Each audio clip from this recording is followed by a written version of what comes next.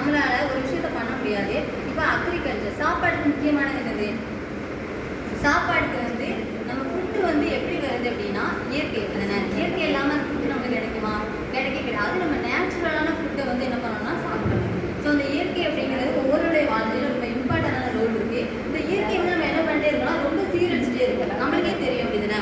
அதாவது எந்த அளவுக்கு அதை இது பண்ண முடியுமோ அந்த அளவுக்கு பண்ணிட்டோம். முக்கியமாக இதில் என்ன அப்படின்னா பாப்புலேஷன் தான். இந்த பாப்புலேஷன் டெக்னாலஜி எல்லாமே வளர்ந்ததுனால இந்த இயற்கையை அழிச்சிட்டே இருக்கும். அதாவது என்ன பண்ணுறோம்னா இப்போ இண்டஸ்ட்ரி எடுத்துக்கிட்டோம் அப்படின்னா அதில் நிறைய கேஸ் இருக்குது.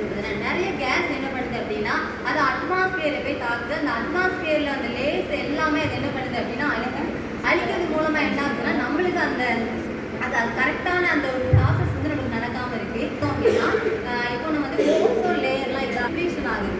எப்படி அப்படின்னா நிறைய வந்து கார்பன் டை ஆக்சைடு, அதுக்கப்புறம் குளோபல் வார்மிங்க்கு முக்கியமான காரணம் என்ன அப்படின்னா carbon di oxide, carbon monoxide, அதுக்கப்புறம் வந்து குளோரோஃப்ளோரோ கார்பன். முக்கியமாக என்ன அப்படின்னா குளோரோஃப்ளோரோ கார்பன். இது வந்து எங்கேருந்து ஃப்ரிட்ஜில் இருந்து வருதா?